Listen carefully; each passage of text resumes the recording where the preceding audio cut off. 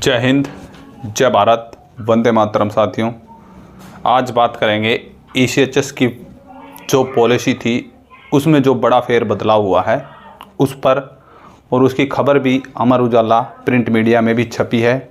तो बात करेंगे कि भाई पॉलिसी में क्या बदलाव हुआ है, किस प्रकार से पूर्व सैनिक और उनके आश्रित इसका फ़ायदा उठा सकते हैं और क्या है नई पॉलिसी। क्योंकि काफ़ी फ़ोन भी आए, काफ़ी बुज़ुर्ग हमारे जो पूर्व सैनिक थे वो परेशान भी हो रहे थे।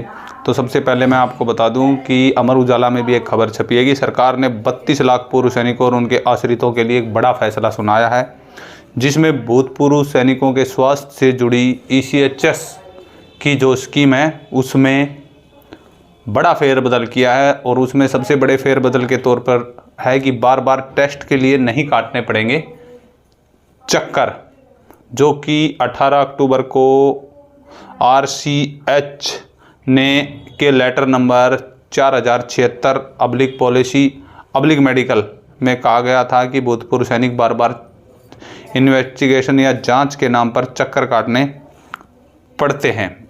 उसको 4 अक्टूबर को संशोधन कर दिया गया है ईसीएचएस एडजुटेंट जनरल ब्रांच के, जिसकी पत्र संख्या या लेटर नंबर बोलूँ तो वो है B49769 AG ECHS।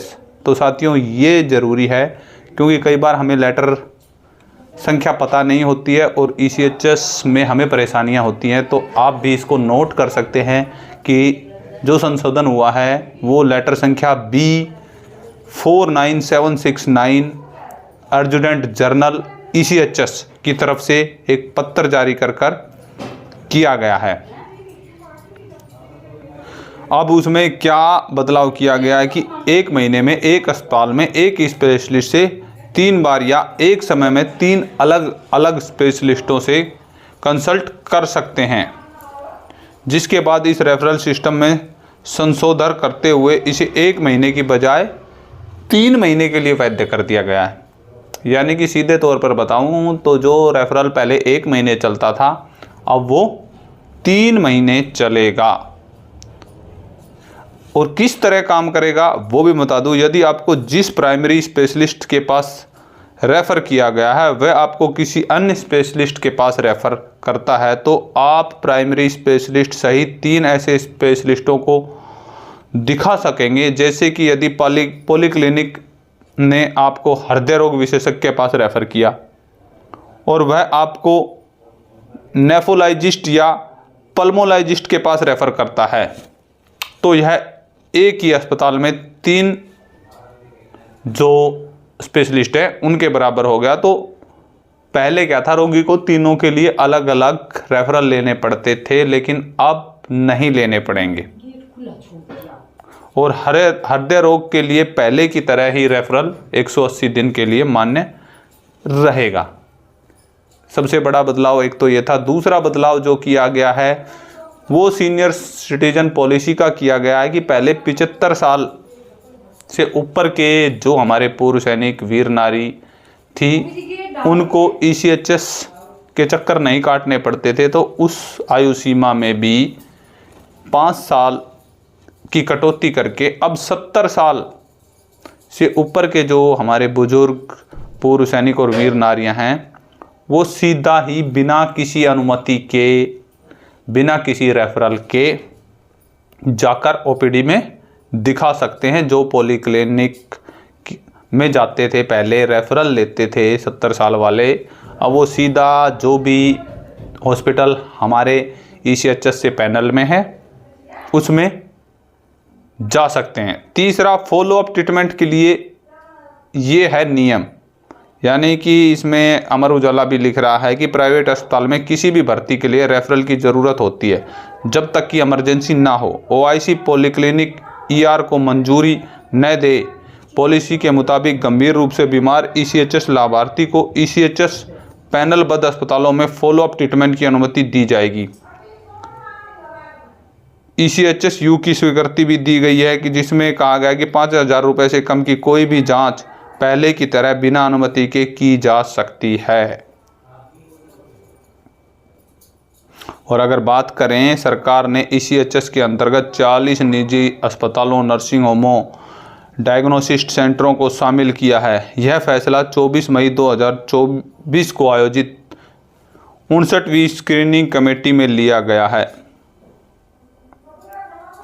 और अगर हम बात कर लें ECHS की, तो ECHS रिटायर्ड हुए पूर्व सैनिकों के लिए एक तरीके से वरदान साबित हुई है, क्योंकि 2003 से पहले ECHS की सुविधा नहीं थी। उस समय हमारे को स्वास्थ्य के नाम पर भत्ता मिलता था, जो कि नाम मात्र का मिलता था। लेकिन 2003 के अंदर जब से ECHS लागू किया गया है, तो बड़े बड़े मेजर ऑपरेशनों का भी फ़ायदा ECHS पॉलीक्लिनिक के द्वारा हमारे पूर्व सैनिक ले रहे हैं। हालांकि ये तो पॉलिसी के बदलाव की बात होगी। अब आ जाते हैं कि ECHS पॉलीक्लिनिक में तकरीबन अगर मैं बात करूं तो 60% ECHS पॉलीक्लिनिक के पूर्व सैनिक परेशान भी हैं।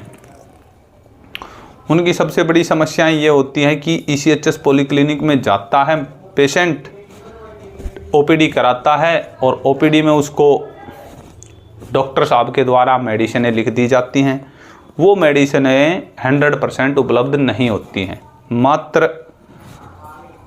30 से 40% मेडिसिनें ही ECHS पॉलीक्लिनिक के द्वारा दी जाती हैं, चाहे फिर वो उसमें जेनरिक मेडिसिन हो या और मेडिसिन हो। अगर डॉक्टर ने 6 मेडिसिनें लिखी तो 2 या 3 मेडिसिनें ही पॉलीक्लिनिक में मिलती हैं। 2 से 3 मेडिसिनें उनको लोकल परचेज यानी कि LP करने के लिए बोल दिया जाता है।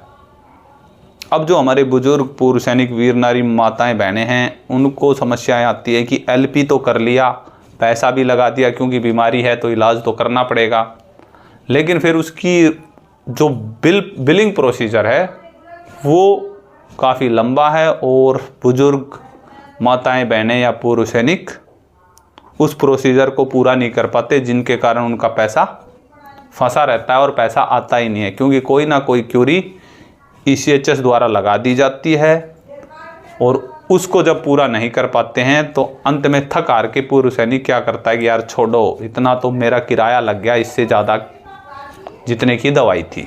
तो ये एक मोटी समस्या है। इसके लिए बार बार पूर्व सैनिक भी अनुरोध कर रहे हैं ECHS से कि ECHS खुद लोकल परचेज करे या हर ECHS पॉलीक्लिनिक के जो शहर में है, क्योंकि हर एक ECHS पॉलीक्लिनिक तकरीबन हर जिला मुख्यालयों पे बने हुए हैं, तो वहाँ पर ही किसी मेडिकल स्टोर को पैनल में लाया जाए, ताकि पूर्व सैनिक जो दवाई वहाँ नहीं है वो दवाई वहाँ से ले पाएँ और वो जो बिलिंग प्रोसेस है वो ECHS खुद कराए, ताकि पूर्व सैनिक वीर नारी माताएं बहनें हैं उनको समस्या ना हो।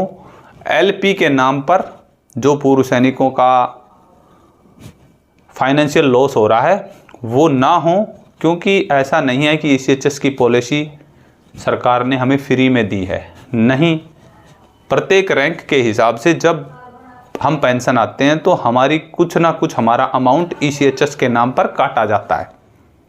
उसमें चाहे मेरे अगर 3 बच्चे हैं तो 3 बच्चों के जो कार्ड बने हैं उनकी भी पेमेंट जब मैं पेंशन डिस्चार्ज आता हूँ, या चाहे वो प्रीमैच्योर हो चाहे कलर सर्विस डिस्चार्ज हो, तो उसका एक पर्टिकुलर अमाउंट हमारे से काटा जाता है। उसके बदले में ECHS की सुविधा हमें दी जाती है। तो अगर कोई ये कहे कि भाई फ्री में सुविधाएं मिल रही हैं, नहीं, एक तरीके सा का हमने वो इंश्योरेंस करा रखा है। जब मेरे को ज़रूरत पड़ी मैंने अपना अमाउंट दे दिया, अगर मेरे को स्वास्थ्य सुविधा की ज़रूरत पड़ी तो मैंने ले लिया, और वो कंपलसरी है। ऐसा भी नहीं है कि भाई मैं लेना चाहता हूँ या नहीं, पर्टिकुलर सभी का वो कंपलसरी है। JCO साहब का अलग है, ORS का अलग है और ऑफिसर का अलग है, क्योंकि तीनों कैटेगरियों में ECHS में तीनों तरीके की फैसिलिटियाँ अलग अलग हैं। वो आप सभी लोग जानते भी हैं कि अगर ORS जाएगा तो जनरल वार्ड मिलता है, JCO साहब जाते हैं तो सेमी प्राइवेट मिलता है, और ऑफिसर जाता है तो प्राइवेट वार्ड। तो उन तीनों का अमाउंट भी अलग अलग है।